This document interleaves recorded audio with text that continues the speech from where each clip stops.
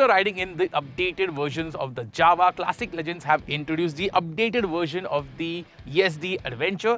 As you can see, the bike is dirty. Jehan has seemed to have a lot of fun on this motorcycle. So let's start this review. So Jehan, what's new on the new Yezdi Adventure? Well, let's get something straight that this is not an all-new motorcycle. It's a mild update. So the engine, to start with, 334cc is the same as before. But what it gets now is the same set of updates that we saw on the Jawa Classic or the new Jawa 350. So the engine is a lot smoother, calmer, quieter and more refined. When you're sitting on the highway at 100 kmph in 6th gear doing 6,000 rpm, it feels a lot smooth. And in that sense, you can sustain those speeds all day, every day quite easily. If you go slightly faster than that, like 110 kmph is the limit. After that, the vibes start to kick in and it becomes a lot buzzy. Okay. What they've also done is now the gear ratios are the same, but the engine maps as such are gear dependent. So the first, second and third gear, they are tuned for a little extra punch in the lower revs, whereas fourth, fifth, sixth, you can enjoy the meaty, torquey nature of this engine quite a lot, and it helps you when you want to get to triple-digit speeds out on the highway.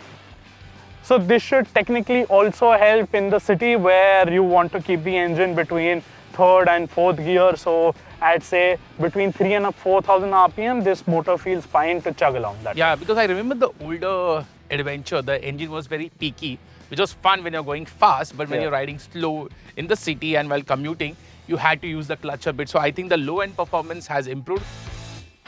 One more thing that Yezdi officials were claiming was that the NVH levels on this motorcycle is much better. Just not the refinement part, but even the noise part, it feels much more calmer, much more polished than the older engine. Yeah, so the clatteriness is no longer there at regular speeds. It's only at 120, 130 is when you start hearing that buzz. But at that speed, this bike is not meant to sit over there. It's better between 100, 110 that way. And on the cosmetic end, I can see that the cage is smaller than the older bike. It makes the look motorcycle more compact and more better. Yeah, so not only the cage, but even the exhaust routing, if you see, they have done in this manner so to make the bike look a lot slim in that sense. And when you are going in the handling department, they say it's supposed to be better. I didn't find it to be that much because it's not a lot of weight saving. Yeah. And already the Yezdi Adventure was quite a good handler in the first place.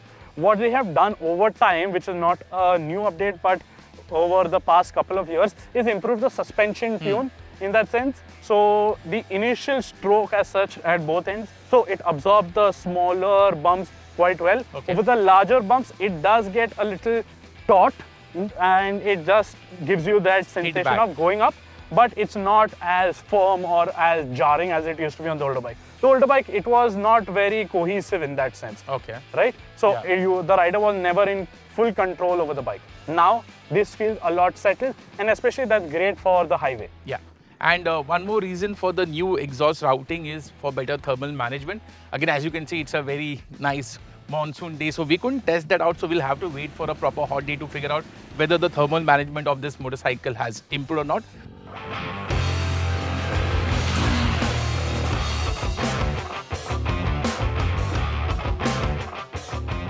And moving forward on the off-road bit, how was it? I can see you had a lot of fun. But so again, how's it? the same thing. The engine update and the suspension tune improving over time. Well, that helps when you're going off-road.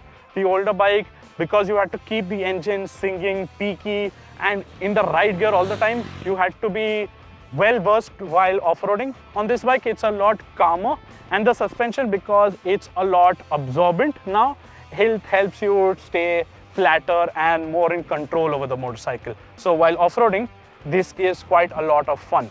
So basically, you are much more calmer on this motorcycle because you don't have to work as much as you did on the older motorcycle, and that has improved the off-road riding bit. So let's move on to pricing, and the best part is that the new Adventure is cheaper than its predecessor. Yeah, I think Yezdi has taken a leaf out of Royal Enfield's playbook and introduced a color variant which is 6,000 rupees more affordable than what it used to be earlier.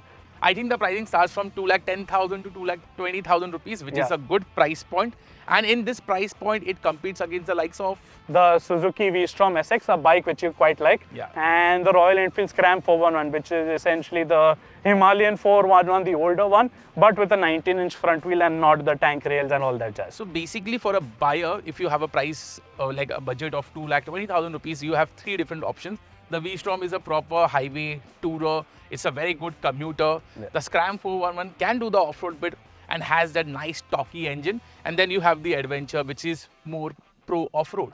So this is now setting up to be a good off-road focused adventure motorcycle. It's not like it can't do the highway bit that well or it can't do the city bit. We'll have to reserve our judgment for the city once we get it for a proper road test. But the signs are positive for that. It's a lot more settled on the highway, so it gives you better confidence when out touring. And yes, it's a lot better at off-roading because of the 21-inch front wheel. It helps dig its own path very nicely. So Jayan, finally we can recommend the Yezdi Adventure because when the Gen 1 motorcycle came out, it had a lot of flaws and it was not a motorcycle that we would have immediately recommended to anyone. But now with these updates and the pricing, it does make a compelling case for itself. Yeah, so what I want to improve is the after-sales experience, the serviceability, the spare parts, the whole community behind Jawa Yezdi needs to be better, right? Yeah. In that sense. So yes, Yezdi or Jawa as a whole is improving its dealerships, getting better on the service front, but still the parts quality over here, it looks better. Let's see how it is in the long run. And Jahan, one more thing which the Yezdi officials highlighted was that the Yezdi Adventure didn't face any issue with its engine or its chassis. I wonder why they were highlighting the fact that the chassis never faced any issues, it never broke. I think it may be because of a similar looking motorcycle of the past or now the new iteration or whatsoever, whatever be the case. This is a far better product than what it was before. But looking at the current market trend, 334cc or a 350cc motorcycle, well, I expected a little more from Yezdi. Yeah.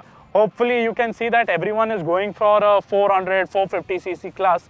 So perhaps a Yezdi Adventure, the 450 version, should come in a couple of years' time, and then it should be right up there with the Himalayan as well as the upcoming KTM 390 Adventure. And also the Hero Expulse, which yeah, when is that by coming week? But yeah, coming back to the product, I think they have done some good updates. Now it is a more recommendable product than it was before. But what's your take on the SD Adventure? Do let us know in the comments. Thank you for watching.